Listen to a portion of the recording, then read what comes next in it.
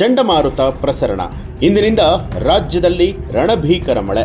6 ಜಿಲ್ಲೆಗಳಿಗೆ red alert ಘೋಷಣೆ. ಹೌದು, ರಾಜ್ಯದಲ್ಲಿ ಮುಂಗಾರು ಮಳೆಯ ಆರ್ಭಟ ಮುಂದುವರಿಯಲಿದೆ. ನೈಋತ್ಯ ಮುಂಗಾರಿನ ಆರ್ಭಟ ಇಂದಿನಿಂದ 3 ದಿನಗಳ ಕಾಲ ಮುಂದುವರಿತಾ ಇದೆ. ಗರಿಷ್ಠ 200 ಮಿಲಿಮೀಟರ್ ವರೆಗೂ ಕೂಡ ಹೆಚ್ಚಿನ ಮಳೆ ನಿರೀಕ್ಷೆಯನ್ನ ಮಾಡಲಾಗಿದೆ ಅಂತ ಹೇಳಿ ಮುನ್ಸೂಚನೆ ಕೊಟ್ಟಿರುವಂತಹ ಭಾರತೀಯ ಹವಾಮಾನ ಇಲಾಖೆ ಬೆಂಗಳೂರು ಕೇಂದ್ರವು 9 ಜಿಲ್ಲೆಗಳಿಗೆ ಭಾರೀ ಮಳೆಯ ಪ್ರಯುಕ್ತ ರೆಡ್ ಅಲರ್ಟ್ ಅನ್ನ ಘೋಷಣೆ ಮಾಡಿದೆ. ಚಂಡಮಾರುತ ಪ್ರಸರಣ, ವಾಯುಭಾರ ಕುಸಿತದ ಪ್ರಭಾವದಿಂದಾಗಿ ಕಳೆದ 5-6 ದಿನಗಳಿಂದ ಕರ್ನಾಟಕದ ನಾನಾ ಕಡೆಗಳಲ್ಲಿ ಸಾಧಾರಣದಿಂದ ಭಾರೀ ಮಳೆ ಆಗ್ತಾ ಇದೆ. ಕರಾವಳಿ ಹಾಗೂ ಕಲ್ಯಾಣ ಕರ್ನಾಟಕ, ಉತ್ತರ ಕರ್ನಾಟಕ ಭಾಗದಲ್ಲಿ ರಣಭೀಕರ ಮಳೆಗೆ ಪ್ರವಾಹದ ಸ್ಥಿತಿ ಉಂಟಾಗಿದೆ. ಮುನ್ಸೂಚನೆ ನೋಡಿದ್ರೆ ಈ ಪ್ರವಾಹ ಸ್ಥಿತಿ ಇನ್ನೂ ಕೂಡ 3 ದಿನ ಮುಂದುವರಿಯುವಂಥ ಸಾಧ್ಯತೆ ಇದೆ. ಯಾಕಂದರೆ ರಾಜ್ಯದ ವಿವಿಧ ಜಿಲ್ಲೆಗಳಲ್ಲಿ ರಣಭೀಕರ ಮಳೆ 3 ದಿನ ಮುಂದುವರಿಯಲಿರುವಂಥದ್ದು. ನಂತರ 2 ದಿನ ಸಾಧಾರಣವಾಗಿ ಮಳೆಯಾಗಲಿದೆ. ಇನ್ನು ದಕ್ಷಿಣ ಕನ್ನಡ, ಉತ್ತರ ಕನ್ನಡ, ಉಡುಪಿ ಜಿಲ್ಲೆಗೆ 3 ದಿನ ಹಾಗೂ ಹಾಸನ, ಚಿಕ್ಕಮಗಳೂರು, ಶಿವಮೊಗ್ಗ ಜಿಲ್ಲೆಗಳಲ್ಲಿ ರಣಭೀಕರ ಮಳೆಯ ಪ್ರಯುಕ್ತ IMD 2 ದಿನ ರೆಡ್ ಅಲರ್ಟ್ ಅನ್ನು ಘೋಷಣೆ ಮಾಡಿದೆ.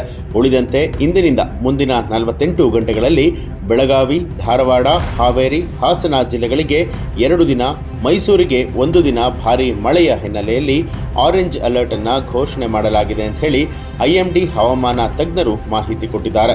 ಕರ್ನಾಟಕದ ಕರಾವಳಿ ಭಾಗದಲ್ಲಿ ಮುಂದಿನ 5-6 ದಿನ ಮುಂಗಾರು ಆರ್ಭಟಿಸಲಿದೆ. ಮಳೆ ಕಡಿಮೆ ಆಗುವಂಥ ನಿರೀಕ್ಷೆ ಸದ್ಯಕ್ಕೆ ಇಲ್ಲ.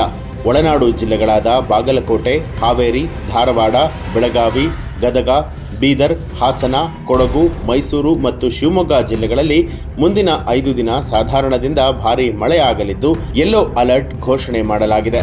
ಇನ್ನು ಈ ಒಂದು ಮಹಾಮಳೆಗೆ ಕಾರಣ ಏನು ಅಂತ ನೋಡೋದಾದರೆ, ಬಂಗಾಳಕೊಲ್ಲಿ ಭಾಗದಲ್ಲಿ ಸೃಷ್ಟಿಯಾಗಿದ್ದ ಚಂಡಮಾರುತದಿಂದಾಗಿ ಗಾಳಿ ವಾಯುವ್ಯ ರಾಜಸ್ಥಾನದ ಮೇಲೆ ಹಾದು ಮಧ್ಯಪ್ರದೇಶ ಹಾಗೂ ವಿದರ್ಭದ ಭಾಗದಲ್ಲಿ ಸರಾಸರಿ ಸಮುದ್ರ ಮಟ್ಟದಿಂದ 0.9 ಕಿಲೋಮೀಟರ್ ಎತ್ತರದಲ್ಲಿ ಚಲಿಸುತ್ತೆ.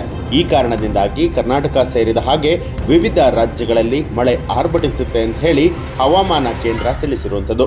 ಇನ್ನು ಈ ಒಂದು ಮಾಹಿತಿ ನಿಮಗೆ ಇಷ್ಟ ಆಗಿದ್ರೆ ಏನನ್ನಿಸ್ತು ಅನ್ನೋದನ್ನ ಕಮೆಂಟ್ ಮಾಡಿ ತಿಳಿಸಿ. ಹಾಗೆ ನೀವಿನ್ನೂ ಕೂಡ ನಮ್ಮ ಚಾನಲನ್ನು ಸಬ್ಸ್ಕ್ರೈಬ್ ಮಾಡಿಲ್ಲ ಅನ್ನುವಂಥದ್ದಾದರೆ ಈಗಲೇ ಸಬ್ಸ್ಕ್ರೈಬ್ ಮಾಡಿ, ಬೆಲ್ ಐಕಾನ್ ಒತ್ತಿ.